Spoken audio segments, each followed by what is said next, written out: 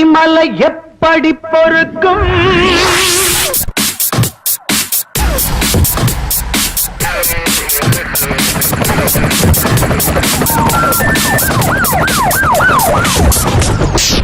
தீயினால் சுட்ட பொன் ஆறாது, TF முடக்கத்து மாறாது.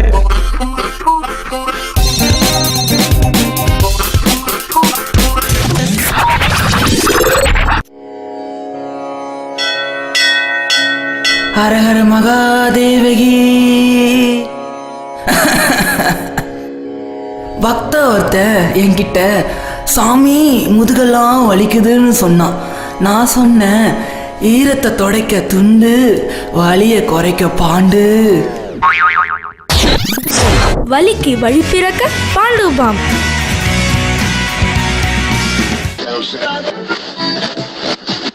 You're listening to Firestation FM 101.0. Firestation.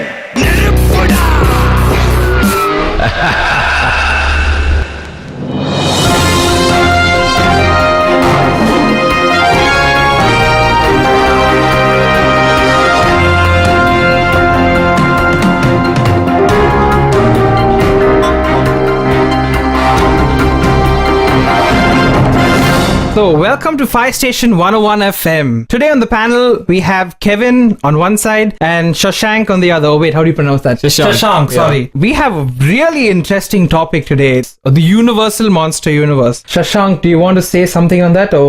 Right. This whole thing started with a movie called I, Frankenstein, technically, but Universal wants to pretend that that didn't happen. So now we're going to say it started with Dracula Untold. So it's going to be a reboot of all these, classic monster films like, The Mummy, Frankenstein, The Invisible Man, Wolfman, and so on and so forth. The Mummy it's halfway through production, I believe. It's going to be coming out next year. I'm sorry, I don't 2017? Yeah, 2017. I don't have the exact date on me, but it has Tom Cruise in the lead role, which is awesome to see him again soon. And Sofia Boutella as the Mummy herself. I really liked her in Kingsman. That's the person who acted in Kingsman. Yeah. Okay. Yeah. Blade Runner. Just to let everyone know that. Yeah. So I think I have the actual date for the Mummy. It's actually releasing on 9th June 2017. Apparently they had a convention in 2014 when they announced that there's going to be Mummy's reboot. That's when this whole process started with Alex Kurtzman. And right now they have a panel in Comic-Con too, but I don't know what's happening. I guess it's today's panel we'll get to know something about the Mummy. From what I've read is I think all this sort of decided and finalized back in 2012, where Universal Studios was trying to actually bring in new stuff, and they came up with the idea of rebooting old movies and decided on this monster universe thingy. Any news on what happened then, and right, so how did that kick off? Shashank was telling us about the I, Frankenstein debacle, because what happened was when they initially started out with the movie, they cast in really interesting people. Like the visual effects team had done quite an impressive job with the previous work. Well, they have reputed people, like people who worked on Pirates of the Caribbean and Babe and stuff. Yeah. So they have a really good visual effects team, and they had Eckhart as what's his name, the guy who came as the Two-Face in The Dark Knight. Yeah. As the main role of Frankenstein, but then they muddled up the storyline a lot. They kind of took it into a different path altogether. So you're talking about the one previously released, not the one which... No. This is called I, Frankenstein. Okay. It was like one of those weird phases when Hollywood was going through what do we do right now? Okay, let's do Abraham Lincoln Vampire Hunter. Yeah, that was a really funny movie. They got into the monster phase of everything and started making everything monsters, apparently. So, yeah. So they went around doing stupid movies like that. I guess that was not the same studio, but then they had such movies. That was the phase, 2011, 2012. Once they got to know this didn't actually pan out. I hear one of the reasons why it didn't work out was because of the visual effects again. Yeah, I mean, it must have been really hard for the VFX team, because we all know that they're capable of doing good stuff. Clearly, they must have had either like a time constraint or a budget constraint or something, because the VFX in that movie just didn't do it. Right? There was like reused fireballs and stuff like that for explosions. But sometimes it's not just about the budget. I mean, we don't know, because some movies have really high budgets, but it's still that the VFX and stuff comes out really bad and Not necessarily. Sometimes a movie can be good visually and with VFX and etc., but still fail in the box office. Yeah. Sometimes that happens too. But this was genuine. Like if you see, there's this movie called John Carter. You guys watched it? Yeah, it's a pretty good movie. It has got all the commercial elements to work for it, and it was a pretty good film. If you take it as a standalone film, it's a much better film than, say, Avatar. But then it didn't work out in the box office. But that in itself shows that very hard to pinpoint what will exactly work right now. Yeah. But I guess I think to some of what you're saying, it all boils down to the audience and how and it's the era. received and the era, because era. right now we are going through that phase of like this comics thingy. Yeah. So I guess this might just be the next step from comic universe to the monster universe is probably what these people are looking at. It's very hard to say. Yeah. It's very I hard to personally say. think it's like a pretty ballsy move for Universal Studios to tread on this part because of all the, let's put it as failures they've had before, because the other movies haven't done so well. It's really gutsy for them to actually go down this path and think of rebooting old movies. Right. But I think their perspective on it is, one of the spokesperson for Universal Studios said that it's not going to be based on the old one. They probably will give respect to the old movies, but the whole genre of things probably will be changed. For example, The Mummy, the old one was more of comedy, and they're looking for the new reboot of Mummy to be more of a horror adventure genre. I personally think I really don't know how the audience is going to receive that, because a lot of fans who like the old Mummy was because of the comedy, right? because of the comedy in it. And when they bring in this something like The Legend of Tarzan, also everyone fell in love with the old movie, and when this was released, people received it in a very negative way, although the movie was good. But if you look at it, you guys know there was an animated release of Tarzan, yes, right? Yeah. Like a few years. Yeah, Disney rebooted Tarzan the animation of the animation. But then that didn't work too. That didn't work out well, yeah. With what you were saying, the tone doesn't really make much of a difference to the movie. When these people are taking a movie which is, let's be fair, like Mummy, like if you were kids, you would go watch it, you would enjoy it, and you go back home. Yeah. But then we go back, watch it right now, it's just a dumb movie. Yeah, I think you do have a point on that, because let's just say a lot of people are very mature these days. So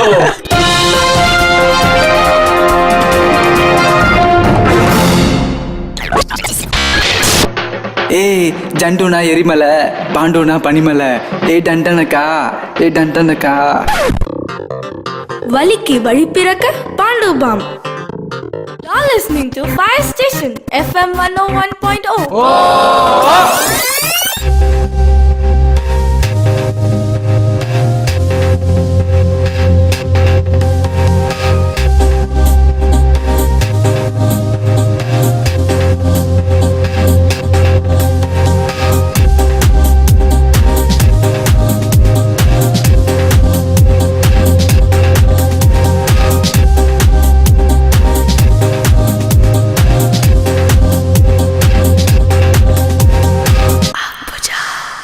There is also that scene, like you guys have seen the Journey to the Center of the Earth, right? Yeah. In the recent past, they had a couple of movies or so. That to us feels like a like a not so great of the Mummy almost, right? Yeah, it didn't do quite well. It didn't do quite well. I'm office. just talking about it being a movie, but then kids during their generation actually, I mean, kids from that particular era, they loved it. They loved it. No, it didn't hit with anyone else. So And even if you want to look at it from this perspective, Space Jam, another movie which actually worked with the kids. But now I'm thinking about it from a perspective of a wider audience. Now we're talking about a horror tone with a sense of adventure. Horror Which film, I think is a very mixed up genre to make. So it's very confusing. It's niche. But yeah, it is niche. Like nobody has ventured into that kind of a thing. So the producers Chris Morgan and Alex Kurtzman have said that it's going to be more action than horror, but at the same time they're trying to do this thing where they don't want to portray any character as black or white and like let the audience draw their own conclusions. So that's what kind of sort of like confuses me. I mean, who are they appealing to? Are they appealing to the action crowd, or are they appealing to people who like complex movies? Yeah, about the gray area, like as in neither black nor all, white. I get it. These people are trying to portray a character like the Breaking Bad character. Yeah. He's like a bad dude, but then you still like him. There is some gray area in that sort of way. I guess that's where they're trying to go, but then I don't get the whole point of the audience drawing conclusion. That is kind of. I don't know. Let's see how it works out for them. Properly in the past. But if they play their cards well, it could be pulled off. Like, yeah, definitely. Because it's very hard to say. And then again, the audience matter. Like, how the audience, the crowd perceived what was that movie, the Batman vs Superman, and that was such a hype. And then when it actually released, and people were like, I didn't expect it to be so bad, and the reviews were horrible. So I mean, coming to think of it now, Kabali. Kabali is also facing the same. They say the expectations didn't meet. I mean, were not met. So I guess that is also a factor. What weighs down this movie is actually the cast and the crew. Let's hope that works because they've brought in big actors. I mean, Russell Crowe as a cameo. Think of it, and he's one of the characters in a future movie. Who's he coming as? Dr. Jekyll. Dr. Jekyll, yeah. Like doubling up as Hyde. But let's just hope he pulls himself together because he has been through a pretty black area in his career with his not previous movie, but at least like a few years ago, the musical which came out, and people kept saying, or at least the reviews said that he destroyed that movie. So let's just hope he pulls himself together, in this one. I'm not to say he's a very good actor. It's just have you guys seen Nice Guys? No, I think that was a huge comeback for the actor. He actually brought in a lot onto the table. Yeah. So that actually worked for me. When I watched Russell Crowe, I was like, it was him acting as a different character. So that actually brings this whole you get to wrap around your head that this guy is an Oscar-winning actor. So when we are looking at these movies, these people are casting big-time Oscar winners. Yeah. Like Javier Bardem as Frankenstein. I mean, we are yet to go through that list, but then the plans of rebooting that. About the whole I Frankenstein thingy. After it was a huge box office dud, where is Aaron Eckhart? Yeah, I haven't seen him in any movies. Yeah, not really. But I think what the casting crew, or at least the production team, is trying to do is get the crowd from the cast they bring into the movie, because there is such huge names like Title Wolfman movie, which is coming out in a few years. They've supposed to have cast Dwayne Johnson, and that is a pretty big name in Hollywood. I mean, he has a way of drawing in the crowd. People just flock for his movies. And even for Invisible Man, they've cast Johnny Depp as the lead role, and he's another person who has a huge fan base. Like I said, if they play their cards well, and probably if it all works out, even if bad reviews and stuff, they'll probably make their money. They'll probably make their money back. So, but then these people are putting in money not just for this movie; they're putting in money for a franchise. Right. Yeah. So they are not really going to look at it from a perspective where this movie doesn't matter if it is a decent movie; it'll still be a box office success, and we'll make back our money. No, that's not gonna work. That somehow worked for Warner Brothers in Batman, but then right now there's a huge backlash from the fan base for Batman v Superman, and right now they already have slotted release for the next upcoming movies. Justice League, and they have these Wonder Woman, Aquaman, and all these are under production already. Some of them are under pre-production. The names have been cast. Now, if the planned movie fails, it is going to be a huge hit to the Universal Studios. Yeah, definitely. In 2015, believe it or not, Universal has like the maximum box office collection. Wow. So quite possible actually. And if you talk about the movies are not that great. Like Jurassic World. It wasn't problems. Yeah, but then it made a huge box office. It broke a lot of record until I think Star Wars. It did make a lot of money. Yeah, it did make a lot of money. But until Star Wars broke their record, they were. That's true. They were like the highest first week release or something. If I remember correctly. Yeah. Technically speaking, their values matter. Like the quality of the film will matter for them this year. I mean, there's also the factor that with the final movie and planned movie so far called Van Helsing, they're going to tie in all these characters together and like a big Avengers kind of style mega movie, right? So everything has to work out until that point, because that's like the end game goal of Alex Kurtzman and Chris Morgan. Let's see how it goes for them. So any idea when they'll be tying up this whole? They're gonna release a movie every year. Okay, so that's starting from next year. Yeah, so starting. I mean, I guess. Yeah, I guess. See, it's very hard to say because they are not putting their foot on anything right now, because they are still under this testing the waters kind of a thing. I mean, we haven't spoken about Dracula Untold, but then Dracula Untold was supposed to be the start, as we were speaking a while ago. I mean, in this short span of time, they are releasing another movie,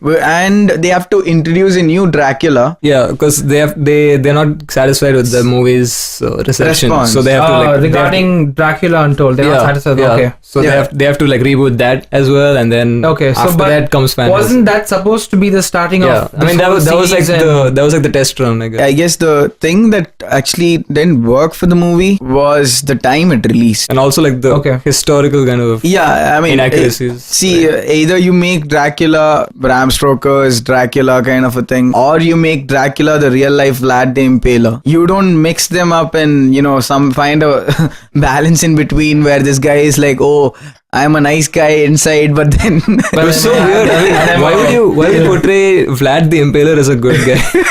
that's like imagine tomorrow you're making a movie about Hitler, and then Hitler is portrayed as the good person. Hitler from the nice side.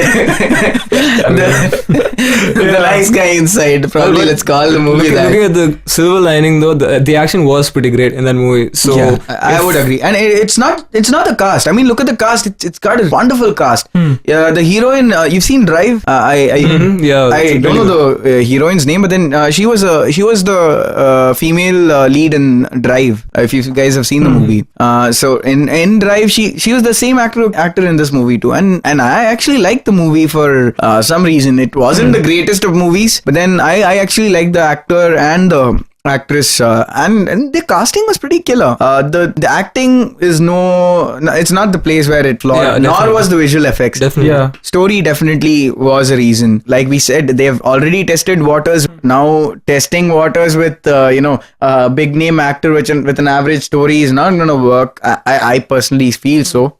For their long plan. And yes, you were talking about the Wolf, right? Like we were talking about Wolfman and how they cast Dwayne Johnson, and so is that actually confirmed, or is this speculation? That's the speculation at this point. Caleb, what do you think about Dwayne the Rock Johnson coming in? I mean, it doesn't matter what you think. If you put it like that, I'm sure nothing matters there. But I don't know how. So that was for WWE fans, if you guys. But like if they just have to play their cards right and probably get another person or get people who really can, writing the screenplay and writing stories. Yeah.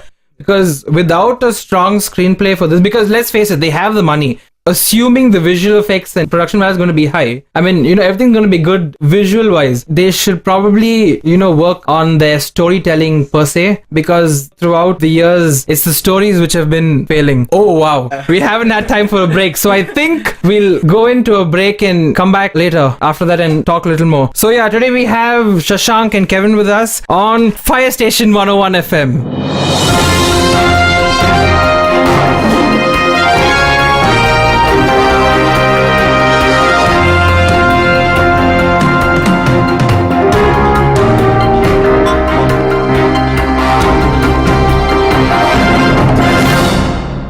Listening to Firestation FM 101.0.